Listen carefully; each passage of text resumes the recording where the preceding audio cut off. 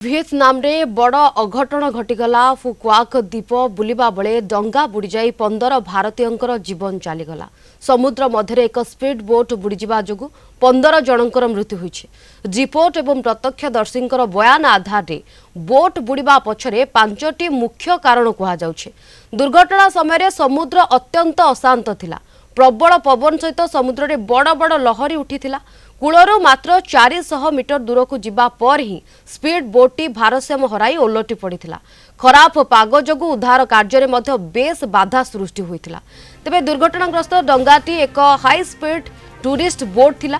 ଏହି ଧରଣର ହାଲୁକା ବୋଟ୍ ଗୁଡ଼ିକ ଅଶାନ୍ତ ସମୁଦ୍ରରେ ହଠାତ୍ ପବନ କିମ୍ବା ଲହରୀର ମାଡ଼ ହେଲେ ଓଲଟି ଯିବାର ସମ୍ଭାବନା ଅଧିକ ଥାଏ। ଡଙ୍ଗାରେ କୌଣସି ଯାନ୍ତ୍ରିକ ତ୍ରୁଟି ଯେପରିକି ଇଞ୍ଜିନ୍ ଅଚଳ ହେବା କିମ୍ବା ଷ୍ଟିୟରିଂ ଫେଲ୍ ହେବା ଭଳି ସମସ୍ୟା ଦେଖା ଦେଇଥିଲା କି ନାହିଁ ସେ ନେଇ ମଧ୍ୟ ତଦନ୍ତ କରାଯାଉଛି। ସାଧାରଣତଃ ସାମୁଦ୍ରିକ ଦୁର୍ଘଟଣାରେ ପାଗ ସହିତ ଯାନ୍ତ୍ରିକ ତ୍ରୁଟି ମଧ୍ୟ ଏକ ବଡ଼ ଭୂମିକା ଗ୍ରହଣ କରିଥାଏ। ଡଙ୍ଗାଟିରେ କ୍ରୁ ସଦସ୍ୟ ଓ ଗାଇଡ୍କୁ ମିଶାଇ ମୋଟ 36 ଜଣ ଯାତ୍ରା କରୁଥିଲେ। ସମୁଦ୍ର ଅଶାନ୍ତ ଥିବା ଜାଣି ସୁଦ୍ଧା ବୋଟ୍କୁ ଯାତ୍ରା କରିବାକୁ ଅନୁମତି କେମିତି ମିଳିଲା ଏବଂ ସୁରକ୍ଷା ନିୟମାବଳୀର ଉଲ୍ଲଂଘନ ହୋଇଛି କି ନାହିଁ ସେ ନେଇ ମଧ୍ୟ ବଡ଼ ପ୍ରଶ୍ନ ଏବେ ସାମ୍ନାକୁ ଆସୁଛି। ବୋଟ୍ଟି ହଠାତ୍ ଓଲଟି ପଡ଼ିବାରୁ ଅଧିକାଂଶ ପର୍ଯ୍ୟଟକ ଡଙ୍ଗାର ତଳ ଭାଗ ଭିତରେ ଫସି ଯାଇଥିଲେ। ପାଖରେ ଥିବା ଅନ୍ୟ ଡଙ୍ଗାଗୁଡ଼ିକ ସାହାଯ୍ୟ ପାଇଁ ତୁରନ୍ତ ଆଗେଇ ଆସିଥିଲେ, କିନ୍ତୁ ସମୁଦ୍ରର ପ୍ରତିକୂଳ ସ୍ଥିତି ଏବଂ ପର୍ଯ୍ୟଟକମାନେ ବାହାରକୁ ବାହାରି ନ ପାରିବା ଯୋଗୁଁ ଏହି ଦୁର୍ଘଟଣାରେ ମୃତ୍ୟୁ ସଂଖ୍ୟା ଏତେ ଅଧିକ ହୋଇଗଲା।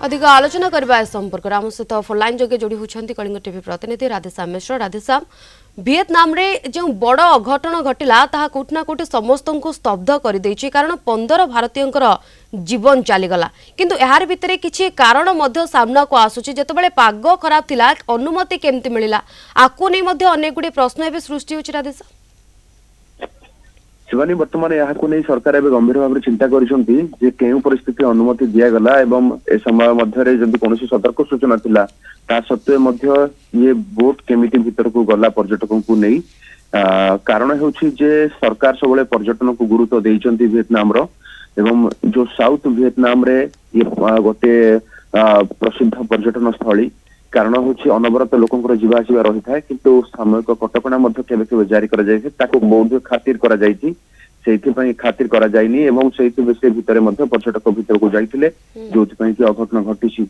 आपण जेमिति कहिले जे 36 जन लोक थिले सेठारे 32 जन भारतीय पर्यटक रहिथिले, केवल 32 जन को भितरु 15 जन कर एवं मृत्यु होइथिबा खबर आसीछि।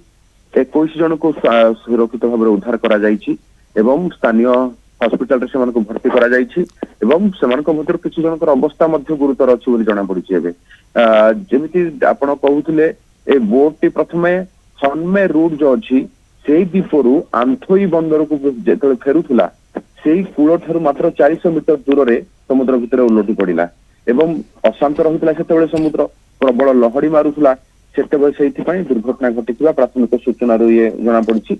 एवं समस्तंकर जो मानकर मृत्युवरण करिसेंती जो 15 भारतीय सेमानक भितरु तमिलनाडु, आंध्र प्रदेश एवं केरल रो बोली सेमानकर मध्य खबर मध्य आछि एवं से सहित अनेक किछि बड़ बड़ पर्यटक जो माने रहिथिले जो माने सेमानक भितरु किछि लावा इंटरनेशनल मोबाइल कंपनी रो किछि कर्मचारी रहिथिले, किछि डिस्ट्रीब्यूटर रहिथिले जो माने सेमान सेठाको एक कंपनी रो काम रे मध्य जाइथिले बोली कहा जाउछि।